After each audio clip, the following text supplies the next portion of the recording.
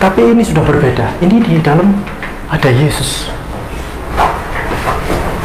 Yesus, Filipus, Bartolomeus, Yohanes tampang. Ini siapa? Niko. Lalu ini yang putih semua Petrus. Ini Yesus. Ini Thomas. Ini Simon orang Zelot, revolusioner. Filipus 2, Yohanes tua, the elders, Yohanes the elder. Lalu ini James, lalu ini Jude kitab Yudas Iskariot yang katanya di mana Barnabas? Ya, Barnabas di mana? Barnabas di sebelah sini, nggak ikut foto. Oh iya, baik. Ya, ini dia nih, yang agak-agak botak ini, dia Yudas. Kalau tidak ada dia, Yesus tidak disalib. Shalom teman-teman, kembali lagi bersama saya di channel Good News. Di dalam channel ini kita akan membahas tentang iman kekristenan. Segala hal yang bersangkut paut dengan iman Kristen akan kita tuangkan di dalam channel ini melalui setiap video-video yang akan diupload melalui channel ini. Baik itu materi-materi tentang sejarah kekristenan, kesaksian murtadin, debat lintas iman, ataupun berita-berita terbaru dari dalam iman kekristenan. Sebelum mulai videonya, saya mohon dukungan teman-teman untuk menekan tombol subscribe, like, share, dan komen agar channel ini dapat berkembang dan dapat memberitakan kabar baik kepada semua orang.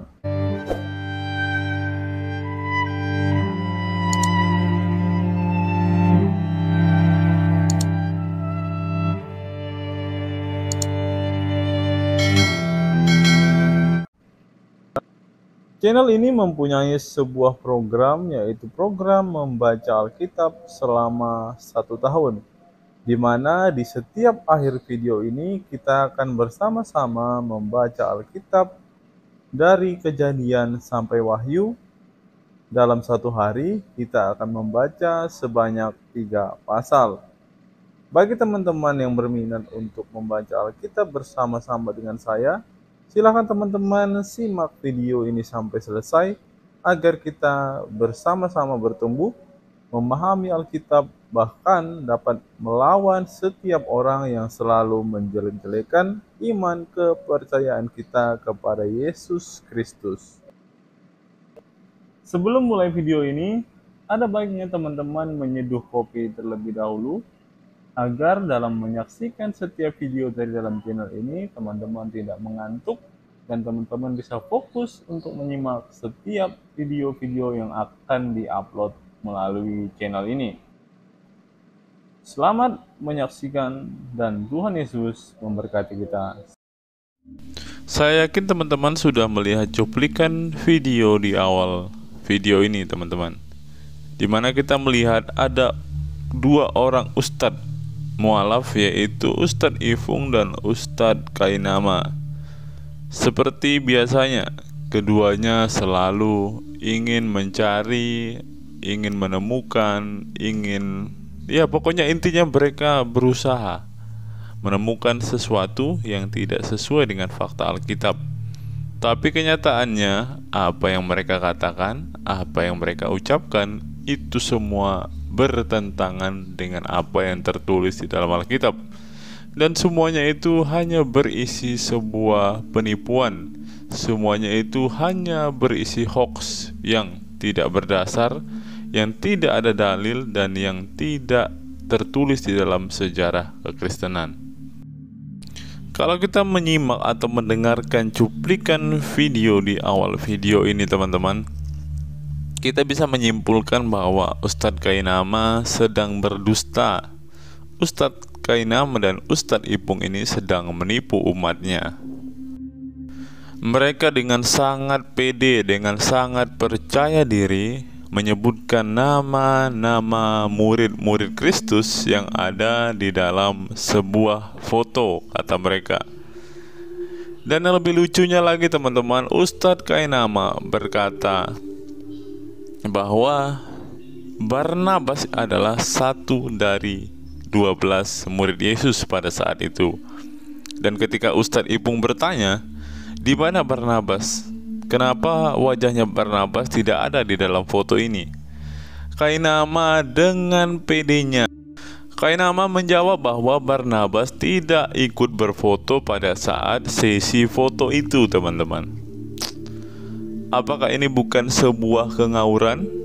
Apakah di zaman itu memang sudah ada kamera? Ataukah di zaman itu sudah ada fotografer? Yang katanya Di mana Barnabas? ya, Barnabas di mana? Barnabas di sebelah sini nggak ikut foto. Oh iya, baik. Barnabas di mana? Barnabas di sebelah sini nggak ikut foto. Oh iya.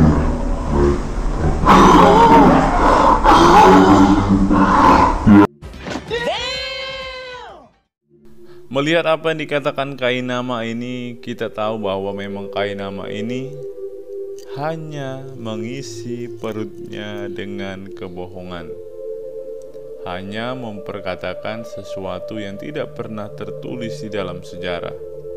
Kalau kita melihat di dalam sejarah, teman-teman, ternyata foto yang diklaim Kainama ini bukanlah sebuah hasil jepretan atau sebuah hasil karya seorang fotografer, teman-teman. Gambar yang diklaim Kainama sebagai foto terakhir Yesus bersama dengan murid-muridnya ini adalah sebuah lukisan, sebuah karya dari seorang yang sangat-sangat terkenal, Leonardo da Vinci, seorang pelukis, pemahat, pematung, atau seorang arsitek, penemu, ilmuwan, penulis, dan juga filsuf asal Italia di masa Renaissance. Yang lebih masyhur adalah dia terkenal sebagai seorang, namanya lebih masyhur lagi karena ia terkenal sebagai seorang pelukis. Lukisan Mona Lisa ternyata adalah salah satu dari sekian banyak karya yang dibuat oleh Leonardo da Vinci ini, teman-teman.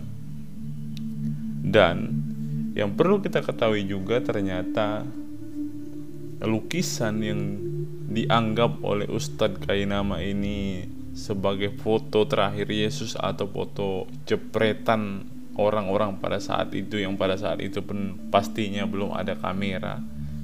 Foto itu atau gambar atau lukisan itu pun adalah salah satu dari karya Leonardo da Vinci ini, teman-teman.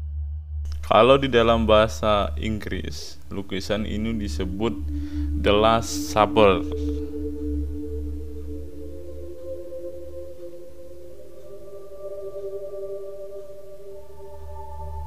Karya ini diduga telah dimulai sekitar tahun 1495 sampai 1946 dan dipesankan sebagai bagian dari rencana renovasi gereja dan bangunan konvennya oleh penyokong Leonardo, Ludovico Sforza, Adipati Milan.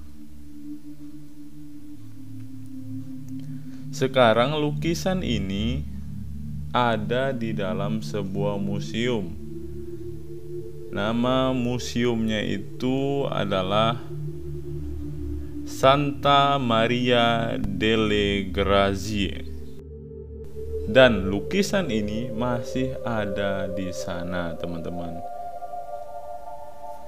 Kalau kita lihat di Google, teman-teman, ini adalah hasil rekaman dari seorang pengunjung. Kalau kita melihat video ini, teman-teman, ini adalah sebuah video yang diambil pada bulan Mei di tahun 2019 dari Museum Santa Maria delle Grazie ini, teman-teman. Ini adalah gambar asli atau lukisan asli yang dibuat oleh Leonardo da Vinci, teman-teman. Sekarang lukisan ini ada di Italia, di Santa Maria delle Grazie.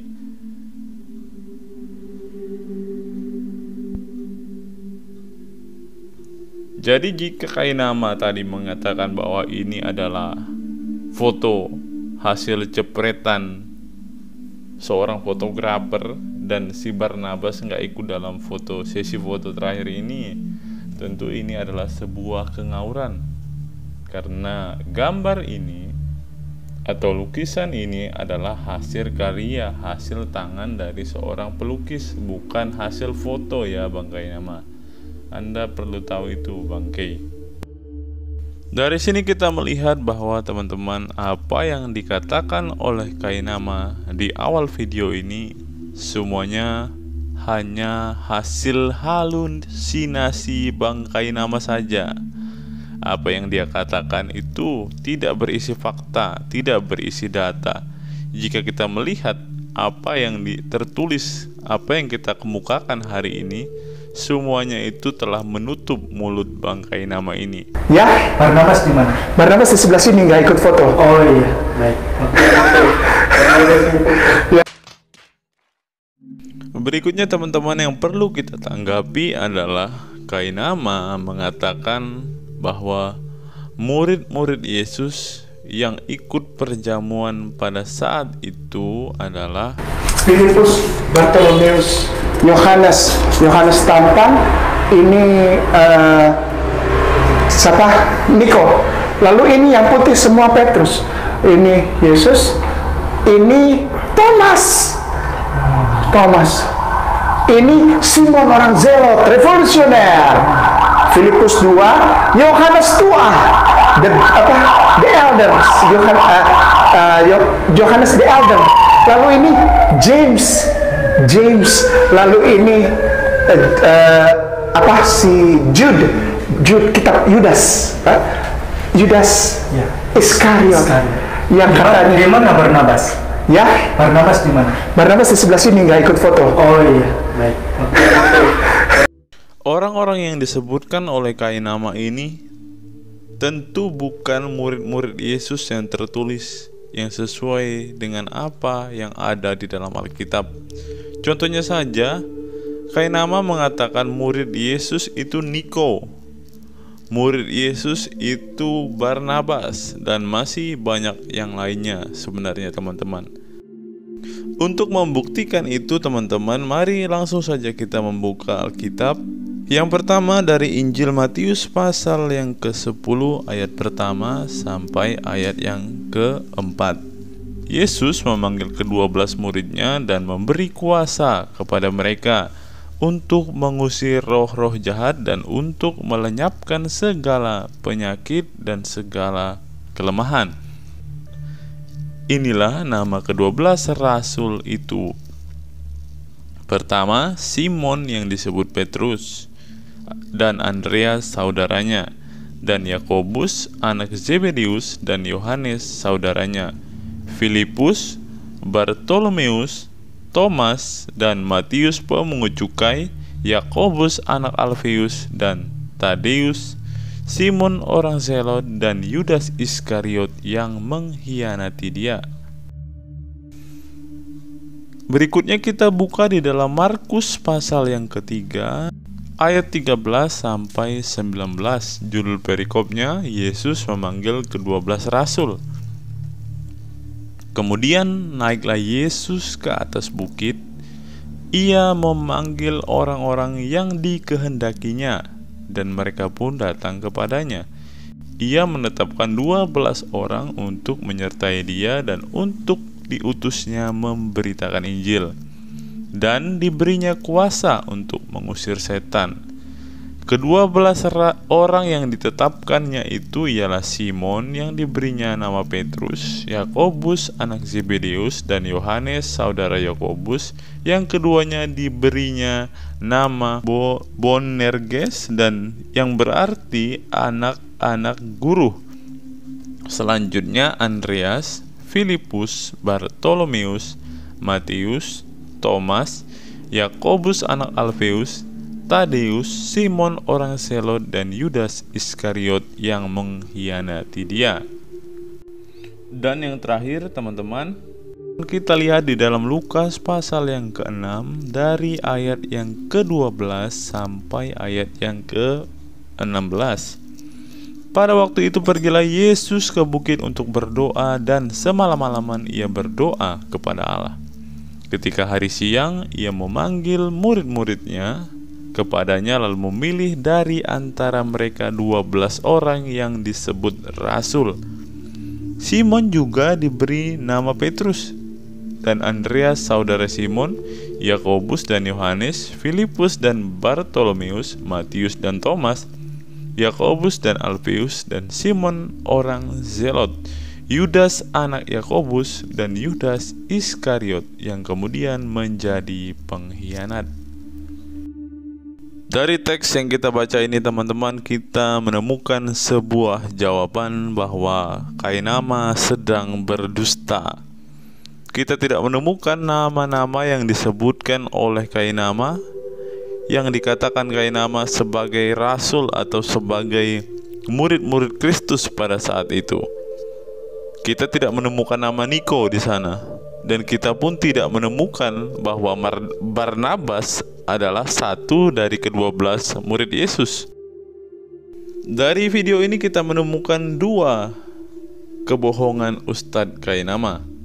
Yang pertama, ia berbohong kepada umatnya tentang lukisan yang ada di dalam gereja yang mereka kunjungi itu, di mana Kainama berkata itu adalah sesi foto terakhir Yesus dengan para murid. Kalau kita berpikir dan kita balik ke zaman itu, apakah sudah ada kamera di zaman itu? Apakah sudah ada fotografer di zaman itu? Bagaimana mungkin Kainama bisa menyimpulkan bahwa foto atau gambar atau lukisan yang ada pada saat itu adalah hasil foto atau hasil jepretan seorang fotografer?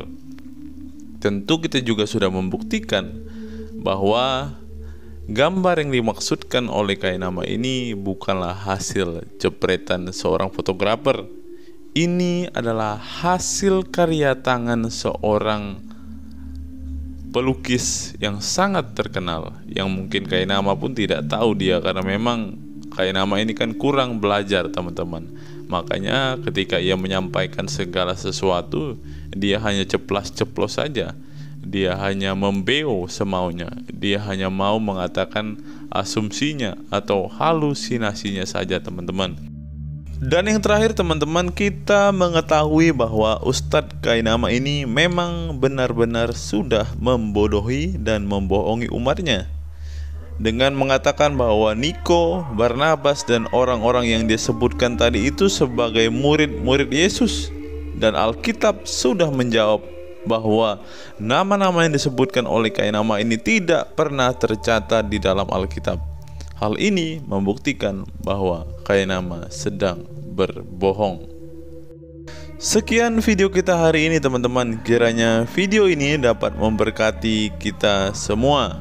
Jangan mudah percaya kepada ustadz-ustadz mualaf yang modelnya seperti Kainama ini teman-teman. Ketika ada orang-orang yang mulai menjelekkan atau mulai memfitnah kekristenan, sumber kebenaran kita adalah Alkitab. Silakan teman-teman meng-cross-check apa yang dikatakan ustadz-ustadz ini di dalam Alkitab. Ketika apa yang dia katakan itu tidak sesuai dengan apa yang tertulis di dalam Alkitab, berarti ustadz-ustadz model ini sedang berbohong. Ustadz-ustadz model ini sedang menipu. Jangan mudah percaya, jangan mudah terpengaruh. Tetaplah berpegang pada kebenaran firman Tuhan, karena dengan membaca firman Tuhan kita akan menemukan kebenaran yang sejati. Seperti yang kita tahu bersama teman-teman, channel ini mempunyai program membaca Alkitab selama 1 tahun, yaitu dari kitab Kejadian sampai kepada kitab Wahyu. Setiap hari kita akan membaca Alkitab 3 pasal dari setiap kitab yang akan kita baca. Secara khusus pada kesempatan hari ini kita akan kembali membaca Alkitab dari Kejadian pasal yang ke-49 sampai kepada kitab Keluaran pasal yang pertama. Kiranya melalui pembacaan firman Tuhan hari ini kita semua diberkati, dan melalui setiap firman yang kita baca kita semua dapat mengenal Tuhan, dapat mengetahui kehendak Tuhan bagi hidup kita pribadi lepas pribadi. Tuhan Yesus memberkati kita semua. Kejadian pasal 49, perkataan Yakub yang penghabisan kepada anak-anaknya. Kemudian Yakub memanggil anak-anaknya dan berkata, "Datanglah berkumpul supaya kuberitahukan kepadamu apa yang akan kamu alami di kemudian hari. Berhimpunlah kamu dan dengarlah, ya anak-anak Yakub, dengarlah kepada Israel ayahmu. Ruben, engkaulah anak sulungku, kekuatanku dan permulaan kegagahanku. Engkaulah yang terutama dalam keluhuran, yang terutama dalam kesanggupan. Engkau yang membual sebagai air, tidak lagi engkau yang terutama, sebab engkau telah menaiki tempat tidur ayahmu. Waktu itu engkau telah melanggar kesuciannya, dia telah menaiki petiduranku." Simeon dan Lewi bersaudara. Senjata mereka ialah alat kekerasan. Janganlah kiranya jiwaku turut dalam permupakatan mereka. Janganlah kiranya rohku bersatu dengan perkumpulan mereka. Sebab dalam kemarahannya mereka telah membunuh orang, dan dalam keangkaraannya mereka telah memotong urat keting lembu. Terkutuklah kemarahan mereka, sebab amarahnya keras. Terkutuklah keberangan mereka, sebab berangnya bengis. Aku akan membagi-bagikan mereka di antara anak-anak Yakub dan menyerahkan mereka di antara anak-anak Israel. Yehuda, engkau akan dipuji oleh saudara-saudaramu, tanganmu akan menekan tengkuk musuhmu, kepadamu akan sujud anak-anak ayahmu. Yehuda adalah seperti anak singa setelah menerkam. Engkau naik ke suatu tempat yang tinggi, hai anakku. Ia meniarap dan berbaring seperti singa jantan atau seperti singa betina. Siapakah yang berani membangunkannya? Tongkat kerajaan tidak akan beranjak dari Yehuda, ataupun lambang pemerintahan dari antara kakinya, sampai dia datang dan yang berhak atasnya, maka kepadanya akan takluk bangsa-bangsa. Ia akan menambatkan keledainya pada pohon anggur, dan anak keledainya pada pohon anggur pilihan. Ia akan mencuci pakaiannya dengan anggur dan bajunya dengan darah buah anggur. Matanya akan merah karena anggur dan giginya akan putih karena susu. Zebulon akan diam di tepi pantai laut. Ia akan menjadi pangkalan kapal dan batasnya akan bersisi dengan Sidon. Isakar adalah seperti keledai yang kuat tulangnya, yang meniarap di apit bebannya. Ketika dilihatnya bahwa perhentian itu baik dan negeri itu permai, maka disendengkannyalah bahunya untuk memikul, lalu menjadi budak Rodi. Adapun Dan, ia akan mengadili bangsanya sebagai salah satu suku Israel. Semoga Dan menjadi seperti ular di jalan, seperti ular beludak dan denai yang memanggut tumit kuda, sehingga penunggangnya jatuh ke belakang. Aku menanti-nantikan keselamatan yang daripadamu, ya Tuhan. Gad, ia akan diserang oleh gerombolan, tetapi ia akan menyerang tumit mereka. Asyir, makanannya akan melimpah mewah, dan ia akan memberikan santapan raja-raja. Naftali adalah seperti rusa betina yang terlepas, ia akan melahirkan anak-anak indah.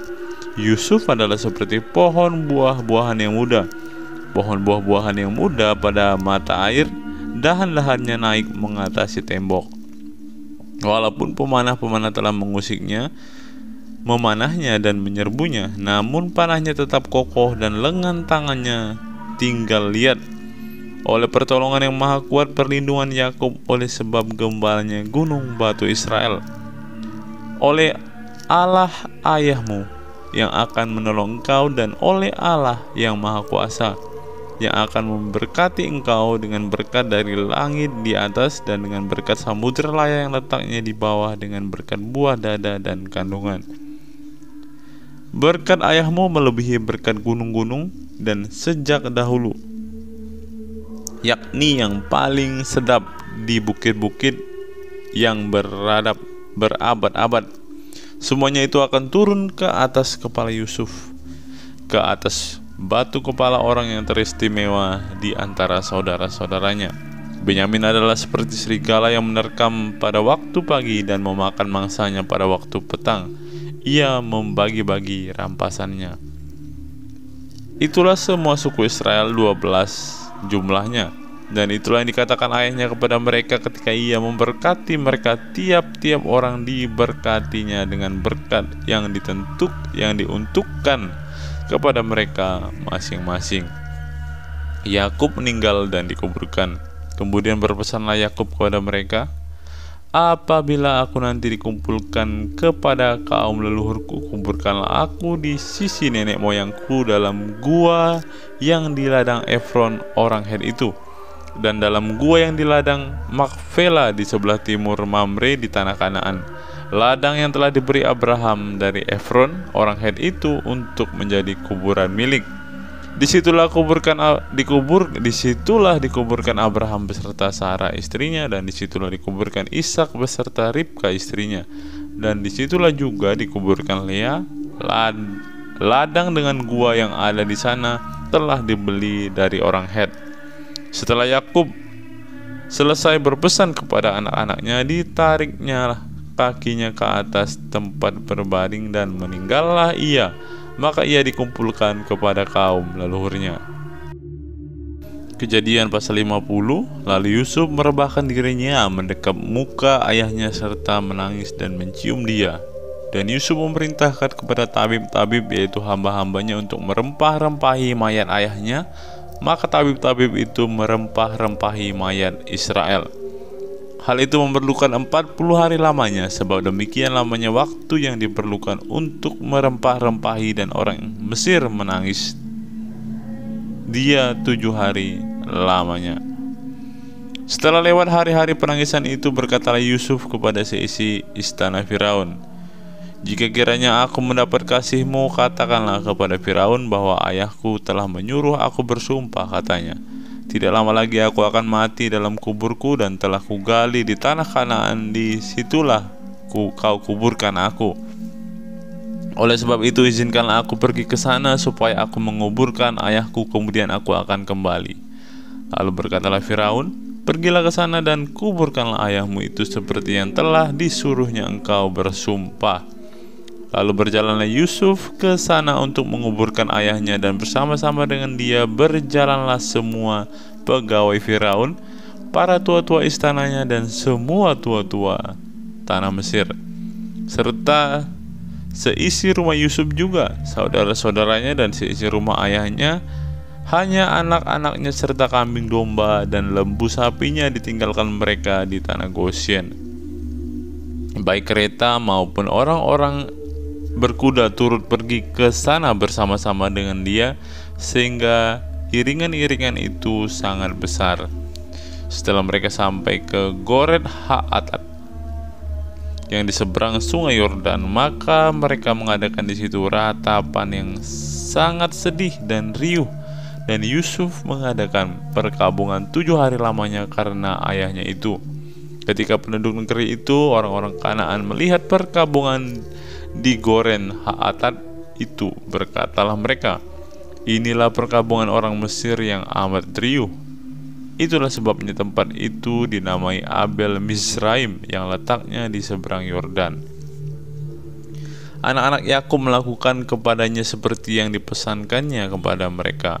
Anak-anaknya mengangkut dia ke tanah Kanaan, dan mereka menguburkan dia di dalam gua ladang Makpela yang telah dibeli Abraham dari Efron orang Het itu untuk menjadi kuburan milik, yaitu ladang yang di sebelah timur Mamre. Setelah ayahnya dikuburkan, pulanglah Yusuf ke Mesir. Dia dan saudara-saudaranya dan semua orang yang turut pergi ke sana bersama-sama dengan dia untuk menguburkan ayahnya itu. Yusuf menghibur hati saudara-saudaranya. Ketika saudara-saudara Yusuf melihat bahwa ayah mereka telah mati, berkatalah mereka, "Boleh jadi Yusuf akan mendendam kita dan akan membalaskan sepenuhnya kepada kita segala kejahatan yang telah kita lakukan kepadanya." Sebab itu mereka menyuruh menyampaikan pesan ini kepada Yusuf sebelum ayahmu mati. Ia telah berpesan, "Beginilah harus kamu katakan kepada Yusuf, ampunilah kiranya kesalahan saudara-saudaramu dan dosa mereka, sebab mereka telah berbuat jahat kepadamu. Maka sekarang ampunilah kiranya kesalahan yang dibuat hamba-hamba Allah ayahmu." Lalu menangislah Yusuf ketika orang berkata demikian kepadanya. Juga saudara-saudaranya datang sendiri dan sujud di depannya serta berkata, "Kami datang untuk menjadi budakmu." Tetapi Yusuf berkata kepada mereka, "Jangan takut, aku inikah pengganti Allah? Memang kamu telah mereka-rekakan yang jahat terhadap aku, tetapi Allah telah mereka-rekakannya untuk kebaikan dengan maksud melakukan seperti yang terjadi sekarang ini, yakni memelihara hidup suatu bangsa yang besar. Jadi janganlah takut, aku akan menanggung makanmu dan makan anak-anakmu juga." Demikianlah ia menghibur mereka dan menenangkan hati mereka dengan perkataannya. Yusuf meninggal. Adapun Yusuf, ia tetap tinggal di Mesir beserta kaum keluarganya, dan Yusuf hidup 110 tahun. Jadi Yusuf sempat melihat anak cucu Efraim sampai keturunan yang ketiga. Juga anak-anak Makhir, anak Manasye lahir di pangkuan Yusuf. Berkatalah Yusuf kepada saudara-saudaranya, "Tidak lama lagi aku akan mati. Tentu Allah akan memperhatikan kamu dan membawa kamu keluar dari negeri ini, ke negeri yang telah dijanjikannya dengan sumpah kepada Abraham, Ishak, dan Yakub."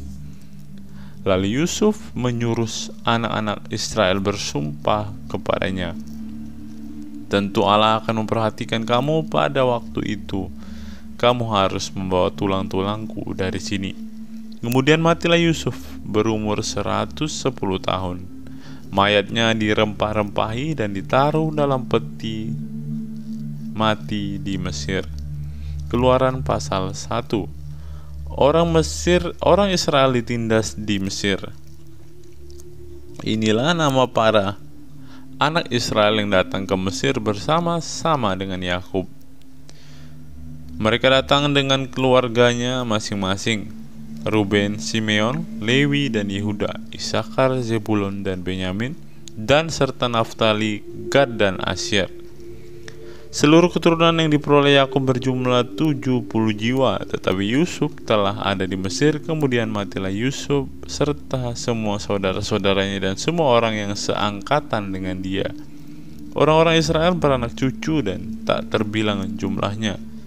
Mereka bertambah banyak dan dengan dahsyat berlipat ganda, sehingga negeri itu dipenuhi mereka. Kemudian bangkitlah seorang raja baru memerintah tanah Mesir yang tidak mengenal Yusuf. Berkatalah raja itu kepada rakyatnya, "Bangsa Israel itu sangat banyak dan lebih besar jumlahnya daripada kita. Marilah kita bertindak dengan bijaksana terhadap mereka, supaya mereka jangan bertambah banyak lagi. Jika terjadi peperangan, jangan bersekutu nanti dengan musuh kita dan memerangi kita, lalu pergi dari negeri ini. Sebab itu pengawas-pengawas Rodi ditempatkan atas mereka untuk menindas mereka dengan kerja paksa. Mereka harus mendirikan bagi Firaun kota-kota perbekalan, yakni Pitom dan Ramses. Tetapi makin tertindas, makin bertambah banyak dan berkembang mereka, sehingga orang merasa takut kepada orang Israel itu. Lalu dengan kejam orang Mesir memaksa orang Israel bekerja dan memahitkan hidup mereka dengan pekerjaan berat, yaitu mengerjakan tanah liat dan batu bata. dan berbagai-bagai pekerjaan di ladang. Ya, segala pekerjaan yang dengan kejam dipaksakan orang Mesir kepada mereka itu. Raja Mesir juga memerintahkan kepada bidan-bidan yang menolong perempuan Ibrani, seorang bernama Sifra dan yang lain bernama Pua, katanya, apabila kamu menolong perempuan Ibrani pada waktu bersalin, kamu harus memperhatikan waktu anak itu lahir. Jika anak laki-laki, kamu harus membunuhnya, tetapi jika anak perempuan, bolehlah ia hidup. Tetapi bidan-bidan itu takut akan Allah dan tidak melakukan seperti yang dikatakan Raja Mesir kepada mereka dan membiarkan bayi-bayi itu hidup. Lalu Raja Mesir memanggil bidan-bidan itu dan bertanya kepada mereka, "Mengapakah kamu berbuat demikian, membiarkan hidup bayi-bayi itu?" Jawab bidan-bidan itu kepada Firaun, "Sebab perempuan Ibrani tidak sama dengan perempuan Mesir, melainkan mereka kuat sebelum bidan datang mereka telah bersalin." Maka Allah berbuat baik kepada bidan-bidan itu, bertambah banyaklah bangsa itu dan sangat berlipat ganda. Dan karena bidan-bidan itu takut akan Allah, maka ia membuat mereka berumah tangga. Lalu Firaun memberi perintah kepada seluruh rakyatnya, "Lemparkanlah segala anak laki-laki yang lahir bagi orang Ibrani ke dalam sungai Nil, tetapi segala anak perempuan biarkanlah hidup."